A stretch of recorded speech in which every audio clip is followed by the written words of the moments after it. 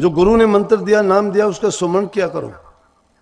उसका सुमरण करोगे, धीरे धीरे तुम्हारा मन जो इन फालतू की बातों में, भ्रमों में फंसा हुआ है, उनसे निकल के और वो प्रभु की ओर मुड़ेगा। जो चीजें तुम दुनियादारों के लोगों से मांगते हो वो सब परमात्मा से मांगो, वो सबको देता है। दुनिया के लोगों के सामने हाथ फैलाते हो, वो कहां से लाते हैं ये चीजें, उनको कहां से मिली हैं। सबको देने वाला है, वो मालिक है। उस पर इतबार करोगे, विश्वास करोगे, वो आपको कभी किसी को नहीं खाली जाने देता है, निराश नहीं करता है, उसकी हर दुख दर्द पीड़ा को सुनता है। लेकिन कब सुनता है? जब सच्चे दिल से पुकार करते हो। जब हमारे दिल में ही सच्चाई नहीं है, हम धोखे से कपट का खेल खेलते हैं, मन तो कहीं और होता है, चाहते कुछ और हैं, करते कुछ और हैं, कहते कुछ और हैं। कहना करना हमारा बिल्कुल अलग है, और रहनी इंसान की वही होती है जो वो करता है। करनी अच्छी करो। नाम को लेके गुरु ने जो हमें तरीका बताया है उसके अनुसार उस नाम की कमाई करो, अभ्यास करो। नाम का अभ्यास करते चले जाओगे, धीरे धीरे जो तुम्हारे मन पे जमी हुई उन कर्मों की मैल की परत है वो उखड़ती चली जाएगी। लेकिन भूले से भी नाम कभी याद नहीं। हर चीज का इलाज है। देखो, तुम्हारे शरीर पे कोई गंदगी लग जाती है, तुम पानी से स्नान करके साफ कर लेते हो। तुम्हारे कपड़ों पर कोई धब्बा लग जाता है, साबुन लेके, सोडा लेके उसको साफ कर लेते हो। एक बार नहीं, दो बार नहीं, 3 बार में उसको, उस धब्बे को उतार के छोड़ते हो आप, वो दिखाई देता है। लेकिन जो इन पापों के धब्बे तुम्हारे मन के ऊपर गिर गए हैं, वो ना पानी से साफ होता है, ना साबुन से साफ होता है, और ना ही उसको धोने का प्रयास करते हो। उस मन पर पड़े हुए पाप को, धब्बों को धोने के लिए ही वो प्रभु का नाम है। उस नाम का जब चिंतन करोगे, सुमरण करोगे, ध्यान करोगे, अभ्यास करोगे, एक बार में नहीं, एक दिन में नहीं, 2 दिन में नहीं, टाइम लगेगा। धीरे धीरे करके तुम अपना अभ्यास करते जाओगे, तुम्हारा मन निर्मल होता चला जाएगा। और उसकी पहचान ये होगी, ज्यों ज्यों तुम्हारा मन निर्मल होगा, तुम्हारे दिल में दया, तुम्हारे दिल में प्रेम और तुम्हारे दिल में शांति आती चली जाएगी। जब तक तुम्हारे मन के अंदर भ्रांति है, शांति नहीं आएगी। जब तक तुम्हारा मन विचलित है, ये भागता है इधर उधर, तब तक समझो कि टिकाव नहीं हुआ है, तुम नाम के रास्ते पे अभी नहीं चले हो। जब तुम्हारे दिल में दया आ जाए, किसी के प्रति कोई पाप कर्म ना करो, किसी से धोखा ना करो, करने से पहले तुम 1000 बार सोचो कि मैं जो काम करने जा रहा हूं इसका परिणाम अच्छा है या बुरा है, और वो परिणाम कौन भोगेगा। जब उसका परिणाम के बारे में तुम सोच लोगे और सोचोगे कि अगर मेरे साथ ऐसा हो तो क्या मैं उसको बर्दाश्त कर सकता हूं या मुझे अच्छा लगेगा, तो मैं कहता हूं कि आप कभी भी वो काम नहीं करोगे, आप उससे बच जाओगे। और जो कर्म प्रधान है इस दुनिया में, जो जैसा कर्म करता है वैसा ही उसका परिणाम उसको मिलता है। ये ना सोचो कि कोई बुरा कर्म करके सोचता हो कि मेरे साथ अच्छा होगा या मुझे शांति मिलेगी या मैं आराम से चैन से रहूंगा। मैंने नहीं देखा, 2 साल 4 साल 5 साल की अवधि होती है, उसके बाद तो उस इंसान की तुम हालत देखोगे ना, वो किसी न किसी रूप में उसको कष्ट प्रकट हो जाएगा और उसको बहुत पीड़ा होगी, बहुत दुख होगा। क्यों होगा? कि उसने जो कर्म किया है, उसने कर्म का परिणाम बना है। इसी प्रकार से जो तुम अच्छा काम कर रहे हो, जो तुम नाम की कमाई करते हो, वो भी 1-2 दिन में अपना परिणाम नहीं दिखाएगा। कभी सोचते हो कि तुम 2 दिन नाम लिए नहीं होगे? बिगड़ जाते हैं लोग। यहाँ भी कई लोग लेके गए, ला बता दूं मैं, और उन्होंने क्या किया, फिर कहते हैं, जाके कहने लगे जी उसने शराब पी ली। इंसान है शराब, जो इंसान अब अपने मन से सच्चा नहीं है, पक्का नहीं है, उसको अपने आप पर कंट्रोल नहीं है, क्या करेगा वो? अरे तुम गंदी चीज की ओर तो भागे भागे जाते हो। अच्छा काम करने में बड़ा समय लगता है, उसके लिए बड़ी मेहनत करनी पड़ती है, उसके लिए बड़ी लगन और बड़ी तकलीफ उठानी पड़ती है। अच्छा काम एक दिन में थोड़ा हो जाता है। आप किसान लोग हो, आपने फसल बोई है, उसका परिणाम भी आपको 6 महीने में मिलता है।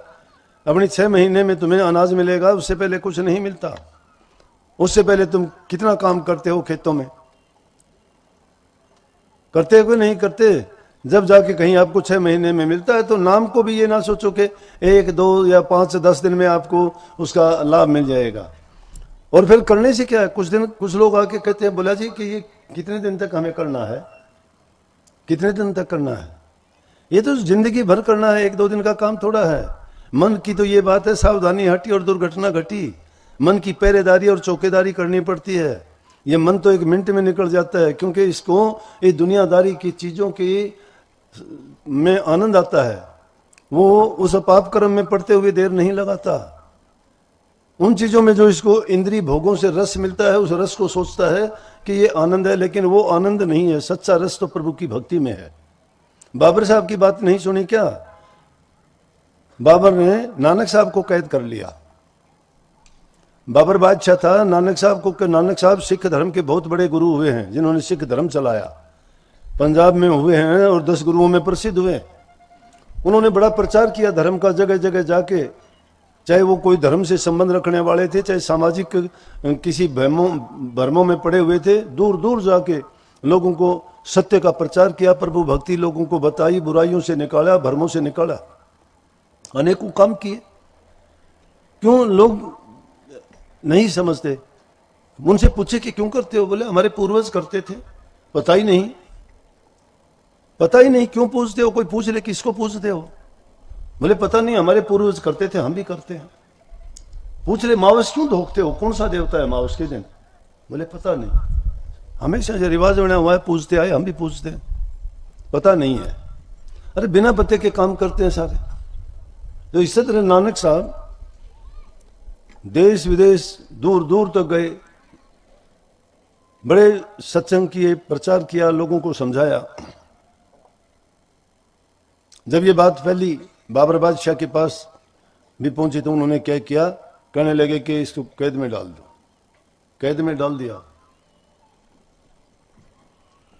और जाके कहने लगे तेरा क्या नाम है, क्या भक्ति है तेरी? अब संतों का सहज स्वभाव होता है, वो दुनियादारों के लोगों से जो फजूल की बात करने वाले होते हैं, उनकी बातों को सुन के विचलित नहीं होते। वो सोचते हैं कि अज्ञानी है, मूर्ख है, इसको समझ नहीं है, इसकी इतनी समझ है तो इसलिए इसको जवाब देने में भी कोई फायदा नहीं है, उनसे उलझते नहीं हैं। लेकिन जो समझने वाले होते हैं उनको समझाने का प्रयास करते हैं, और वो ज्ञान की ठोकर कभी कभी ऐसी लगती है कि दुष्ट से दुष्ट लोग भी, चोर ठग लुटेरा भी अपने कार्य को छोड़ के और उनके पीछे लग जाता है। कितने हुए? यहाँ आपके राजस्थान में ही था, भूमिया डाकू था, दादू साहब के पास गया, थोड़ी देर के लिए बैठा था, सत्संग सुना, सत्संग सुनने के बाद उन्होंने तो फेंक दिया अपने औजार हथियार, करने लगे डाका नहीं डालूंगा। पीथा नाम था, पीथा नाम का डाकू था। जब सारे हथियार उसने फेंक दिए, दूसरे डाकू कहने लगे पिता ये तो गलत है, अपना तो पेशा है, ये डाका डालना पेशा है, हम क्या करेंगे? अपना दूसरा कोई काम धंधा भी नहीं आता, यही धंधा है कि कहां तू सत्संग में फंस गया यहाँ पे। बोला भाई दादू साहब से मैंने जाके वचन दे दिया, अब मैं उल्टा और पीछे नहीं हटूंगा। बोला कि इतना पक्का? बोला इससे भी पक्का। बोला जमन गंग उल्टी बहे और पश्चिम उगे भान, पिता चोरी ना करे गुरु दादू का ज्ञान। कि दादू साहब से मैंने ज्ञान पाया है, चाहे सूरज पश्चिम में उग जाए, गंगा और जमुना उल्टी पहाड़ के ऊपर चढ़ जाए बहती हुई, लेकिन पीथा जो है उलट के वहां नहीं जा सकता। इंसानों के वचन ये होते हैं, और अपनी उल्टी करके तो कुत्ता खाता है, इंसान जो होगा वो वचन से गिरता है क्या कभी? क्या चीज है शराब जिसके बिना रह नहीं सकता? प्राण निकल जाएंगे। शराब पी के जीते हैं क्या सब लोग? संतों ने शराब पी? किसी ने? हुक्का बीड़ी तक का उन्होंने परहेज किया, धुआं तक नहीं कभी अपने पास फटकने दिया।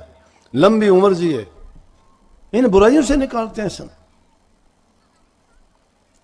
बाबर कहने लगा नशे में शाम के टाइम धुत होके, जहां क्योंकि आदमी का संतों में एक कशिश होती है कि दुष्ट से दुष्ट लोग को भी अपने आप खींच लेते हैं, उनके मन में ऐसी भावना पैदा कर देते हैं, वो किसी न किसी रूप में उनसे फिर जा टकराता है। मेरी खुद की बता दूं, मैं मेरे गुरु के पास कभी गया ही नहीं। जब तक पढ़ता था, बीए करी, एमए करी, मैं गया ही नहीं। मेरी माँ जाती थी, बल्कि गली में सामने जाते दिखाई देते तो मैंने किसी को घर में बढ़ना पड़ता, चाहे मैं सामने नहीं जाता था, ना बंदगी करता था कभी। लेकिन जब संतों की दृष्टि पड़ी तो ऐसा खींचा कि घर जाने लायक ही नहीं छोड़ा मुझे। दिमाग से भी पागल बना दिया, पैरों से भी मुझे अपाहिज बना दिया, और सिर्फ एक भूत सवार कर दिया पागलपन का कि जो कुछ है वही है, वही खुदा है, वही मेरा मक्का मदीना है, वही मेरा स्वर्ग बैकुंठ है, वही मेरा जीवन का आखिरी मंजिल और स्थान है, इसके सिवाय कुछ नहीं है। कोई परमात्मा खुदा नहीं, मेरा गुरु ही गुरु सब कुछ है। जब ज्ञान की ठोकर लगती है, जब इंसान की समझ में आता है। लेकिन गुरु की कृपा के बिना भी नहीं होता ऐसा। गुरु किस पर कृपा करते हैं वो भी देख लेते, पात्र को देते हैं वो ज्ञान, कुपात्र को नहीं मिलता। अरे सिंगनी का दूध अगर किसी बर्तन में डाल दे बर्तन फट जाएगा, वो तो सोने के बर्तन में रखा जा सकता है।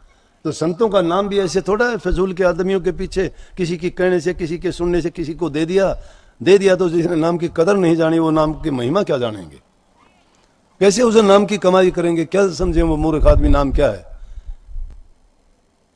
यहां अपने ये जोरी बैठे हैं, इनको पहचान है कि हीरा क्या है, कंकर क्या है। हीरे की पहचान हमें थोड़ी है, हम तो उसको पत्थर समझ के फेंक देंगे, लेकिन ये परख के रख लेंगे। लेकिन कौन जानेगा उसकी परख को? जिसकी देखने वाली समझ की ज्ञान की आंख होगी वो जानेगा। बात में कह रहा था बाबर की। बाबर गया जेल में, शाम का टाइम था, शराब के नशे में धुत था, और नानक साहब से जाके कहने लगा कि ये ले क्यों जेल में सड़ता है, तेरे बारे में बहुत सुना है, क्या है जिंदगी में, हम ठाठ करो ये शराब पियो आराम से। नानक साहब हंसे उसकी मूर्खता पर। उसकी हंसी को देख के बाबर के मुंह का पानी उतर गया। शराब के नशे में धुत था, नशा उतर गया। एकदम उसके दिमाग पे चोट लगी कि तू क्या कहता है और इसने क्या कह दिया तुझे। संत डरते घबराते नहीं है। कहने लगे बाबर क्या पिया तूने? सादगी से, बहुत प्रेम से। शराब कितना रहेगा नशा इसका? सुबह उठने के बाद तेरा मुंह देखना कैसा होगा, मुंह देखने लायक नहीं होगा आपका। और कहा कि बाबर प्याला शराब कर उतर जाए प्रभात, नाम खुमारी नानका चढ़ी रहे दिन रात। अरे तू नाम का नशा क्यों नहीं करता जो जिंदगी भर नहीं उतरेगी? उस शराब का, उस नशे का क्या करना जो चढ़ चढ़ के उतराए, और ऐसा नशा क्यों नहीं करते जो एक बार चढ़ जाए तो जिंदगी भर कभी ना उतराए। वो नशा कौन सा? वो नाम नशा, नाम का नशा। तो कही कि बाबर प्याला शराब का उतर जाए प्रभात, नाम खुमारी नानका चढ़ी रहे दिन रात। कि मैंने उस नाम का प्याला पी रखा है, ये प्याले क्या मायने रखते हैं? ये तुम्हारा जो शाम को पीते हो सुबह को उतर जाता है, हमने जो पिया है जिंदगी भरी नहीं उतरेगी, ये खुमारी हमेशा रहेगी। नाम में वो शक्ति है, वो नाम जिसको मिल जाता है वो रास्ता भटक जाता है क्या? कौन भटकता है रास्ता? लालची। कौन भटकता है रास्ता? स्वार्थी, अभिमानी, जिसकी समझ नहीं है, ज्ञान नहीं है, बेअकल का है, जो अपना हित नहीं समझता। मेरा हित किस में है? अरे तुम हित की बात करते हो, वो सोचता है कि मुझे जो है किस चीज में फंसाने जा रहे हैं। लेकिन कब पता लगता है इंसान को? जब पता लगता है तब तक बहुत देर हो चुकी होती है, फिर वो कुछ करने लायक नहीं रह जाता। बचपन में इतनी समझ और ज्ञान नहीं होती, बच्चा नादान होता है। हाँ, उसके माँ बाप अच्छे संस्कार दे दें तो सही रास्ते पे जा सकता है। जवानी मस्त होती है, बल ताकत होता है, बढ़ता हुआ खून होता है, दुनियादारी की चीजें उसको अपनी ओर आकर्षित करती हैं, वो भी दूसरों को आकर्षित करता है। उसके मन, इंद्रिय और सवार जो शारीरिक भोग हैं वो उसको आनंद देते हैं, उनमें मस्त और मगन हो जाता है, बेपरवाह रहता है। लेकिन उस समय में भी उसको अगर सही ज्ञान दिया जाए तो उन चीजों का सदुपयोग करके वो अपने जीवन को सही रख सकता है। ब्रह्मचर्य का पालन करके अपने जीवन को बहुत ऊंचा ले जा सकता है, संवार सकता है। अब ब्रह्मचर्य की बात को भी अगर समझें तो उसका कोई ये मतलब नहीं है आप कहोगे फिर तो हमारा घर बार सब छूट गया, शादी करना बेकार हो गया, हमारा वंश परिवार नहीं चलेगा, संतान उत्पत्ति नहीं होगी। गलत बात है।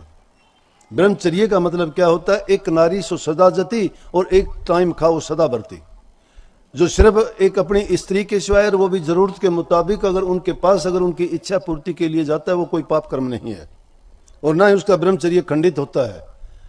वो तो काम का कीड़ा अगर बन जाता है, इंद्रियों के बस होके अगर वो उन रस्सों में फंसता है, वो काम का कीड़ा है, वो ब्रह्मचारी नहीं, व्यभिचारी है। वो ब्रह्मचर्य का पालन यह है कि उसको विचारों से नहीं गिरना चाहिए, विचार उसके हमेशा पवित्र रहने चाहिए। हमारे ऋषियों ने देखो, जितने भी ऋषि हुए उनके घरवाली ऋषियानी थी, उन्होंने संतान उत्पत्ति की, उनके ऋषि पैदा हुए। लेकिन संतान उत्पत्ति कब? जब उनको जरूरत थी तब। आज के जमाने में तो माता पिता को पता ही नहीं होता संतान कब होगी, क्योंकि उन्होंने कोई समय निश्चित नहीं किया, उन्होंने उस चीज का पालन नहीं किया, ना कोई व्रत रखा, ना कोई मर्यादाओं को ध्यान में रखा। जो ब्रह्मचर्य का पालन करता है, ब्रह्मचर्य में वो शक्ति है कि जो इंसान को बहुत आध्यात्मिकता के ऊंचे दर्जों में ले जाती है। अगर ब्रह्मचर्य से कोई गिरा हुआ है और वो शब्द की भक्ति करना चाहता है, सूरज शब्द का योग करना चाहता है, उसके लिए मुनासिब नहीं है, वो नहीं कर पाएगा।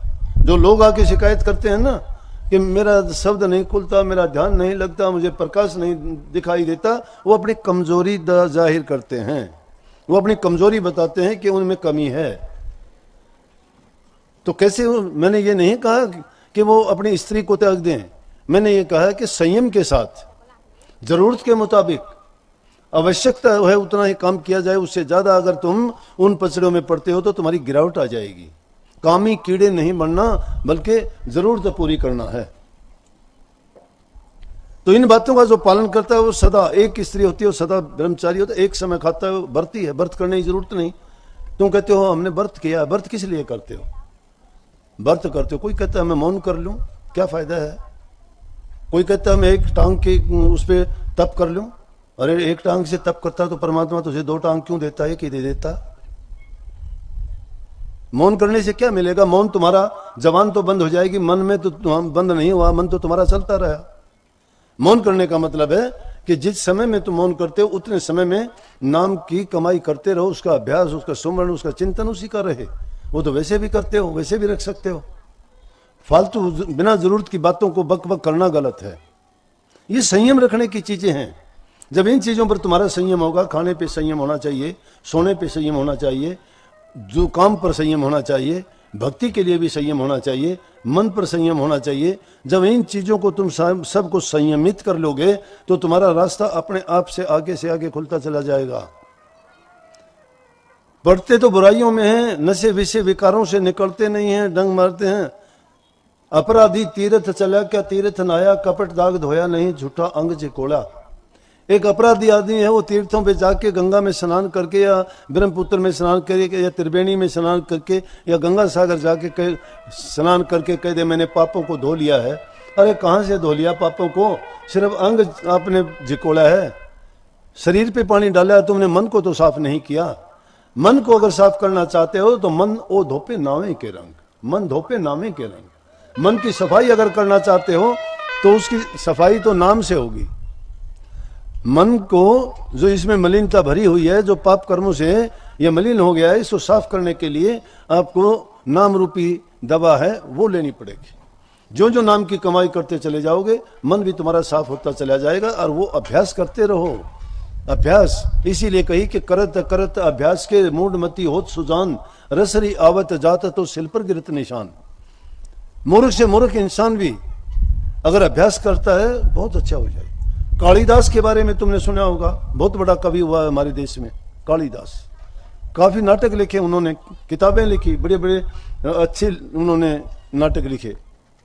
बिल्कुल अनपढ़ था, ठोठ, कुछ नहीं आता था, लेकिन इतना बड़ा विद्वान हो गया। अभ्यास किया, जानकारी लेके। उसकी पत्नी बड़ी पढ़ी लिखी थी। तो अभ्यास आदमी को सब कुछ सिखा देता है। आप में भी वो सभी गुण हैं जो दूसरे इंसानों में हैं, जो संतों में हैं। आपकी भी बुद्धि है, अकल है, समझ है, आप में भी दोनों आंखें हैं, कान है, मुंह है, सब कुछ वैसे ही हैं। लेकिन फर्क कितना है कि आप उनको काबू नहीं करते हो, संयम में नहीं रखते। उन्होंने अपना उनको संयम में रखा हुआ है। उनसे सही काम ले रहे हैं, आपने सही काम लेना नहीं रास्ता नहीं पकड़ा। इसलिए सारे काम करते हुए जो हमारा मुख्य कर्म होना चाहिए वो है भक्ति करना। क्योंकि परमात्मा का हम पर बड़ा एहसान है जिसको हम भूले हुए हैं। दूसरी योनियों को देखिए, कितनी बुरी बुरी योनि है। किसी को सर्प की योनि मिली है, किसी को कीड़े की योनि मिली है, किसी को सुअर की योनि मिली है। कितनी गंदी गंदी योनियां हैं, वो भी जीव हैं। लेकिन हमारी तरफ भी देखो, इंसान का चोला मिलना बहुत कठिन है। इतना उत्तम शरीर मिला हमें, और उससे भी बढ़ के बात देखो कि गुरु भी मिला, नाम भी मिला, भक्ति करने का तरीका बताने वाले भी मिले, खोटे मंदे कर्म का भार था उसको उतारने वाले भी मिले, और उसी परमात्मा के दरबार में वापस पहुंचाने का हमारा इंतजाम करने वाले भी मिले हमें। इससे बढ़ के और हमारे लिए क्या अच्छा मौका होगा। और इतना कुछ होने के बावजूद भी हम मूर्खों की तरह से अपने जीवन को बर्बाद करते हैं, बुराइयों में पड़ते हैं, दूसरों लोगों के बारे में उल्टा सीधा कहना, पाप कर्म करना, झूठ बोलना, कपट करना, चोर बाजारी करना, भ्रष्टाचारी होना, निंदा करना, चुगली करना। इन चीजों में क्या मिलता है? घरों में आपसी झगड़े करके शांति भंग हो जाती है, एक दूसरे की बुराई करके तुम बर्बाद होते हो। संत हमेशा चाहते हैं कि उनके संपर्क में जो जीव आए उसको किसी प्रकार का भी कष्ट ना हो, और जो सच्चे मन से उनके पास जाता है वो कहता है कि ये कष्ट नहीं है, ये दुख नहीं है, ये मेरी परीक्षाएं हैं कि मैं कभी रास्ते से ना भटक जाऊं। कई कह देते हैं कि गुरु की शरण में गए फिर तुम्हें ये दुख क्यों हुए, या वो खुद भी कह देता अपनी नासमझी के कारण कि मैंने नाम ले लिया फिर मुझे दुख क्यों हुए। वो नहीं समझते, क्योंकि हर चीज को परखा जाता है। अरे 2 पैसे की तुम हंडिया लेके आते हो, उसमें भी हाथ मार के देखते हो कि फूटी हुई तो नहीं है।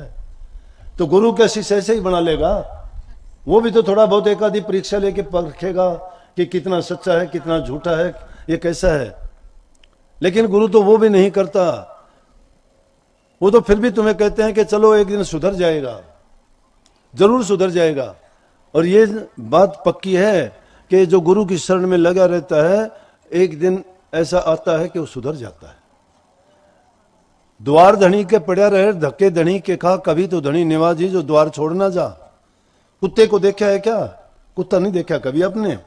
गलियों में घूमते हैं कुत्ते, पाल भी लेते हैं कुत्तों को। पालतू बड़े लोग तो पाल के पटा डाल के घर में बांध के रखते हैं, लेकिन कई कुत्ते हम किसान लोग जो रखते हैं अपने घरों में उसको वैसे ही छोड़ देते हैं। वो घर में ही बैठा रहता है, खेत में भी जाता है, हमारे साथ काम करते हैं वहां भी होता है। लेकिन उस कुत्ते को क्या देखोगे तुम? देखोगे इसको रोटी नहीं डाली, रोटी डालोगे, कभी भूल जाओगे वो बेचारा नहीं मांगता रोटी, वो दरवाजे के बाहर पड़ा रहता है। संतों ने उसकी हालत देख के कही कि वो उसका धनी है, मालिक है, उसके द्वारे पे पड़ा हुआ है। घंटे 2 घंटे गुजर गए, उसको ख्याल नहीं आया। फिर ख्याल आया कि अरे कुत्ते को तो डाला नहीं कुछ भी, वो उसको रोटी डालते हैं कि भूखा है बेचारा। इसीलिए संतों ने इसकी तुलना करके कही, इस इंसान को बताया कि भटको मत, गुरु के द्वारे पर जाके जो पड़ा रहता है ये घबराओ ना। दुख आता है, सुख आता है, आते हैं जिंदगी में, दुख भी आएंगे, सुख भी आएंगे। वो हमारे किए हुए कर्म हैं, हमारे कर्म काटे जा रहे हैं, हमारी परीक्षाएं ली जा रही हैं, हमें परखा जा रहा है हम कच्चे हैं कि सच्चे हैं कि कैसे हैं। ये परीक्षाएं होती हैं। सिखों में चौथे गुरु रामदास जी थे, और 70 साल की उम्र में, बुढ़ापे की उम्र उनकी, अमरदास जी ने हुक्म दे दिया, शिष्य था, कि चबूतरे बनाओ। अपने शिष्यों से कहा चबूतरे बनाओ। चबूतरा बनाया, जाके देखा, बोला कि तोड़ दो इसको, तोड़ दिया। दोबारा कहा, फिर दोबारा बनाओ, दोबारा बनाया, दोबारा भी तुड़वा दिया, बोले तोड़ दो। कुछ लोग कहने लगे कि कोई बात हुई, अच्छा बनाया था, कोई कमी नहीं, कोई बात नहीं, कह दिया तोड़ दो, 2 बार तुड़वा दिए। कुछ लोग तो छोड़ के चले गए, बोले ये अच्छा गुरु हुआ। कुछ दिन के बाद में फिर कहने लगे बनाया, फिर बना रखे, बनाया, बोला तोड़ दो इसको। कितनी बार तुड़वाया, कितनी बार बनवाया, सब छोड़ के चले गए। एक रामदास बचा अकेला, रामदास। उससे पूछा, लोग कहने लगे अरे रामदास गुरु की तो बुद्धि खराब होगी, बुढ़ापा है, बार बार तुड़वाता है तो बार बार क्यों बनाता है? बोला अरे मूर्खो, शर्म करो, अगर गुरु की बुद्धि भ्रष्ट होगी तो सारी सृष्टि भ्रष्ट होगी। तुम कहे कि गुरुमुख हो, तुम्हें गुरु ने ज्ञान दिया, तुम गुरु के बारे में तुम्हारा ये भाव और ये भावना है, डूब मरो तुम। अमरदास जी कहने लगे, रामदास जी क्या आप इतनी बार बनाते रहे और तुड़वाते रहे तो आप क्यों लगे रहे जब सब चले गए? बोला जी मेरा काम क्या है, सेवा करना, आपके हुक्म की पालना करना। आप कहते हो बना दो तो बना देता हूं, आप कहते हो तोड़ दे दो तोड़ देता हूं। मुझे तो सेवा मिली हुई है, मुझे ये नहीं देखना क्या बनता है क्या टूटता है। मुझे हुक्म है, उस हुक्म की पालना करता हूं, मैं उस हुक्म में चलता हूं। इसलिए ये बड़ा कठिन काम है। पिया का मारे कठिन है खांडे की धारा। बहुत कठिन है, क्या पता किस घड़ी क्या परीक्षा हो जाए।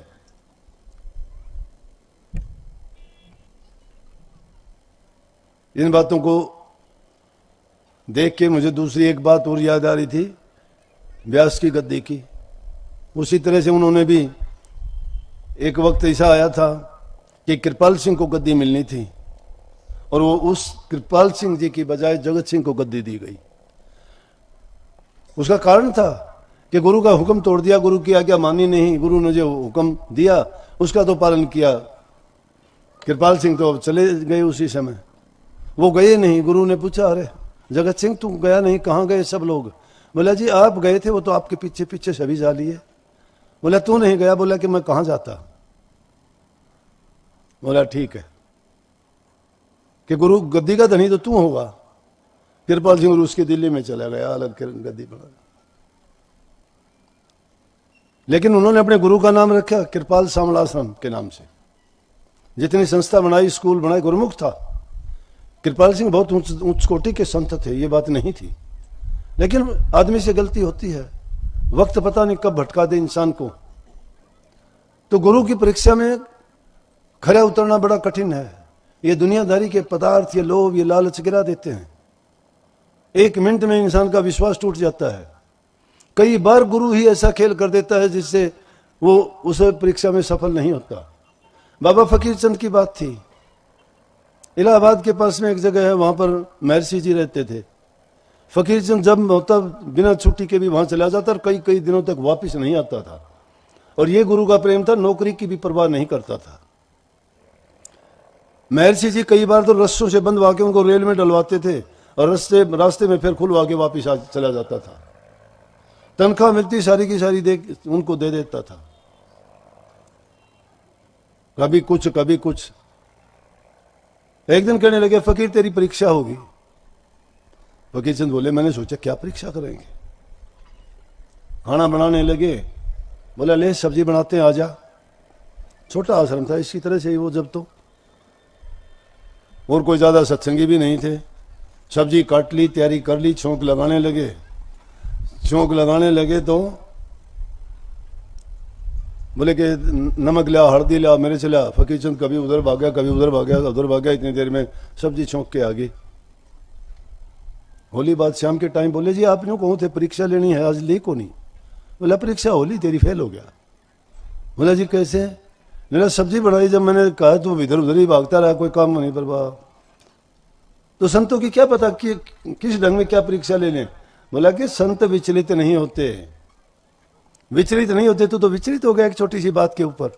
कभी उधर भागा, कभी उधर भागा, कभी। बोला जी मुझे तो पता ही नहीं लगा। बोला पता तेरे को बता दिया उसी टाइम। परीक्षा का कोई समय घड़ी थोड़ी होती है, क्या पता कब। तो इसलिए संतों की खरी कसौटी नाम की झूठा टिके न कोई। खरी कसौटी नाम की झूठा टिके ना कोई। गुरु कसौटी सो से कोई मर्जी वाह हुई। गुरु की शरण में तो कोई ऐसा जीव निभा सकता है जो मुर्दे के समान हो। मुर्दे के समान, ना उसकी इज्जत, ना कोई सम्मान, ना कोई मान, ना कोई बड़ाई, ना कोई चाह, ना कोई जरूरत। उसकी जरूरत, उसकी चाह, उसकी सारी देख रेख गुरु की होती है। गुरु जानता है। लेकिन गुरु किसकी जानता है? उसकी जानता है जो गुरु के अर्पण होता है। जो गुरु के तो अर्पण नहीं होता, अपने आप ही सब कुछ बन जाता है, तो गुरु भी कहता है चल तेरा काम कर। गुरु जानता नहीं क्या? इसलिए गुरु की आज्ञा में रह के नाम की कमाई नहीं कर सकता जीव अपनी मर्जी से। गुरु बढ़ाए सब बढ़र, बलकर बढ़ा ना कोई। बल करके हिरना कुछ रावण बढ़े दिए, जड़ा मूड से कोई। बल से नहीं बढ़ता इंसान, गुरु की कृपा से बढ़ता है। संतों की चढ़ा नजर होया बजर। संतों की दृष्टि जिस पर पड़ जाती है और जो उस दृष्टि को झेल लेता है उसका बेड़ा पार हो जाता है। खरी कसौटी है उनकी। झूठा आदमी नहीं टिक सकता। झूठा कैसे टिकेगा? मेल ही नहीं मिलता। पानी में पत्थर घोलना चाहो, घोलेगा क्या? पत्थर है वो तो। पानी में दूध तो मिल जाएगा, चाहे उनका रंग ना मिल जाएगा। जो नहीं मिलता है वो फिर एक रंग हो जाएंगे वो दोनों। लेकिन ये नहीं कि तरल पदार्थ से कोई ठोस चीज मिल जाए। अगर मिलाना ही चाहते उसको पीसना पड़ेगा, घिसना पड़ेगा, उसको खत्म करना पड़ेगा। अस्तित्व उसका जब तक खत्म नहीं हो जाता उसमें वो नहीं मिल सकता। बड़ा इसलिए ये ऐसा रास्ता है। परंतु हम और आप लोग गृहस्थी लोग हैं, हमारे लिए बहुत ऊंची और बड़ी बात है कि हमें गुरु मिला, नाम मिला, प्रभु भक्ति करने का तरीका सलीका मिला। हमने बुराइयां छोड़ दी, चोरी झूठ कपट बेईमानी छोड़ दी हमने। नहीं तो अगर नहीं छोड़ते तो हमारी वो हालत है जो कबीर साहब ने कही कि बाग बिगाड़ा बांदरा, सभा बिगाड़ी कूर, भक्ति बिगाड़ी लालची केसर कर दी धूल। जिस प्रकार से बाग में कोई बंदर बढ़ जाता है, उसको नहीं पता फल कच्चे हैं पक्के हैं, तोड़ के फेंक देगा, क्यों? चखेगा, मजा नहीं है।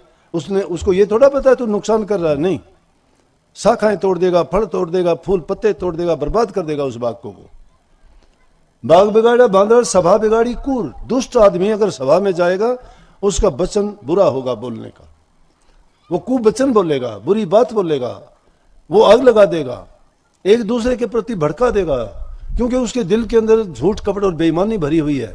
उसको कूर आदमी कहते हैं, जो जबान से कुछ हृदय से कुछ होता है, कपटी धोखेबाज। तो ऐसा आदमी जो सभा में जाएगा, सोच लो कभी किसी बात को पूरी नहीं होने देगा। और भक्ति कौन? भक्ति को बिगाड़ने वाला लालची आदमी होता है। लालच भक्ति में कामयाब नहीं होगी, चाहे किसी भी चीज की हो। और ऐसे आदमी इस प्रकार से कर देते हैं जिस प्रकार से केसर की क्यारी को मिट्टी में मिला देना। बहुत कीमती चीज होती है केसर, बहुत थोड़ी सी पैदा हो तो भी बहुत उसकी कीमत मिल जाती है, लेकिन जब उसको मिट्टी में ही मिला दिया, बर्बाद और खराब कर दिया, तो मिट्टी होगी, कुछ नहीं रखा। तो कबीर साहब ने उनकी तुलना ऐसे लोगों की है। लेकिन संतों की शरण में भाई सच्चे मन से जाओगे तो तुम्हें संभाल लेंगे। कहने की जरूरत नहीं, बताने की जरूरत नहीं, दिखाने की जरूरत नहीं। गुरु होगा तो अपने आप तुम्हें संभालेगा। अगर गुरु नहीं है तो भाई वो ही बात है कि अगर धोखे का, कपट का, गुरु शिष्य व्यवहार जगत में झूठा बरत रहा, कासे कहूं खोज नहीं काहू धोखेधार भया। गुरु तो मान प्रतिष्ठा चाह, शिष्य सवार संगान बढ़ा, आण बंध्या सच्चा मार्ग सुर शब्द का सो अब गुप्त भया। गुरु भी सच्चा, शिष्य भी सच्चा, कहीं भाग से मेल मिला। सच्चाई के साथ जो बरतता है वो गुरु की मौज को प्राप्त कर लेता है, और गुरु की आज्ञा में जो चलता है वो अपने जीवन को संवार लेता है, सब बुराइयों से बच जाता है, सभी पाप कर्म उसके धुल जाते हैं, और उसका मालिक के दर का रास्ता खुल जाता है। वो सीधा मालिक के चरणों में जाके विश्राम पाता है। तो ये थोड़ा समय भाई आपको मिला, इतना व्यस्त होते हुए भी दूर दराज का इतना लंबा आना, और साथ साथ हर दूसरे तीसरे दिन तो ये अपने बड़े सत्संगों का आयोजन हो जाता है। और आश्रम में तो आप सुनते होंगे रोजाना ही होते हैं। लेकिन मैं आपको एक बात बताऊं, ये जिद ना किया करो हमारे आश्रम में भी चलो, वहाँ भी सत्संग करो, ये करो। सत्संग सब आश्रमों में नहीं होते, और इस बात के कारण कई नई जगह के कारण बहुत से सत्संगियों का नुकसान भी होता है। जिस प्रकार से कई जगह के नए सत्संगी बेचारे इतने सालों से तड़प रहे हैं, कहते हैं जी एक बार आ जाओ, वो एक बार ही बुलाते हैं, एक बार ही बुलाते हैं, मैं एक बार भी नहीं जा पाता। आप लोग कहते हो कि हमारे यहाँ जो दूसरे तीसरे दिन ही आया करो। तो सत्संग तो अगर सुनोगे तो टीवी में, यूट्यूब पे, फेसबुक पे, संतवाणी चैनल पे आपको रोजाना मिलता है। मुझे जितना टाइम मिलता है, मैं जहां भी होता हूं, सत्संग के सिवाय मेरा दूसरा काम नहीं है। ना मैं अपनी परवाह करता हूं, ना मुझे सोने की परवाह, ना खाने की परवाह, ना और कुछ। सत्संग मेरा जीवन है, और सत्संग करना ज्यादा से ज्यादा मैं आप लोगों के लिए काम करता हूं। आप अगर मानोगे तो आपका फायदा है, अगर नहीं मानोगे तो भी आप सोचो कि क्या है आपका। तो सबको बहुत बहुत आशीर्वाद। मालिक आपको खुश रखे, भक्ति में रुचि बढ़ाए, और मैं कहूँगा कि इन बुराइयों को त्यागो। ऐसे जुल्म और अत्याचार जो होते हैं वो ना करो, और ना करने की किसी को इजाजत दो। उनको प्यार से समझाओ कि ये गलत काम है। गलत काम करके, पाप कर्म करके कितने दिन तुम सुख पाओगे। इन बुराइयों से बचो किसी भी तरह से, बहुत बुरा पाप कर्म है। सबको बहुत बहुत आशीर्वाद। राधा मन मेरा हर साया गुरु जी मैं हो के मगन फिरो, शुकराना गुरु जी आपका दिन रात करूं। हर पल रखते दया सिर कोटि नमन करूं, शुकराना गुरु जी आपका दिन रात करूं। भीड़ पड़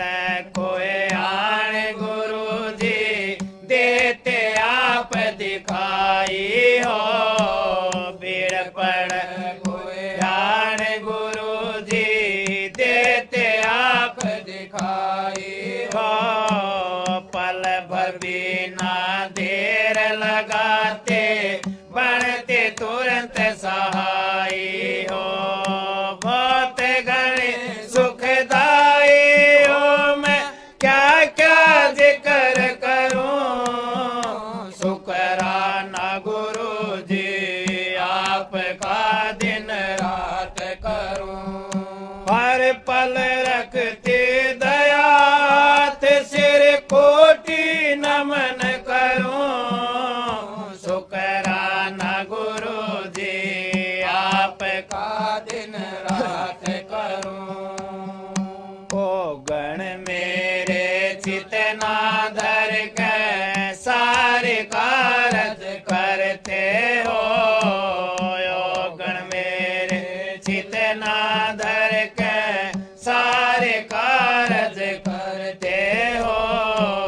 भूल चूक सब माफ करो, मेरी सारी पीड़ा हरते हो। सब विधि मंगल करते हो, मैं काहे फिकर करूं, शुकराना गुरु जी आपका दिन रात करूं।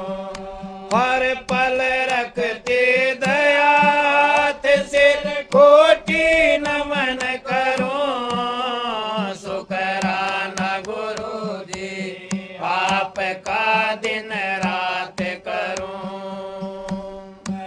बया कर दूं शब्दों में थारी दया अपारा है, कैसे बया कर दूं शब्दों में थारी दया अपारा है। बिन मांगे ही दे रहे सब कुछ, कैसा गजब व्यवहारा है। ये दर सबसे प्यारा है, यही बार में बार कहूँ, शुकराना गुरु जी आपका दिन रात करूं।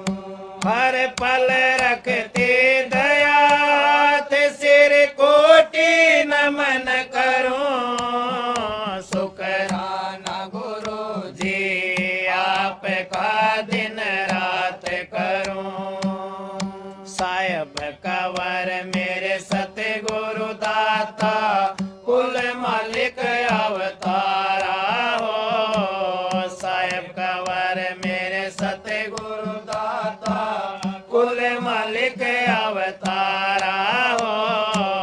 थारे दर से ना हुए बिछोड़ा, चाहे छूट सब संसारा हो। कैदास जोगेंद्र थारा हो, थारे चरण पड़ा रहूं, शुकराना गुरु जी आपका दिन रात करूं।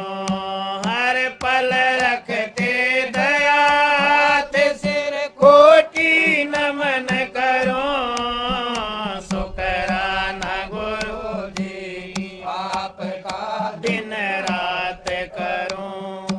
राधा स्वामी नाम सुमर मन मेरा, तन में सुफल हो जा तेरा। राधा स्वामी नाम सुमर मन मेरा, यही नाम ऊंचे से ऊंचा, यही नाम ऊंचे से ऊंचा। बिन इसके कोई नहीं पहुंचा, मिट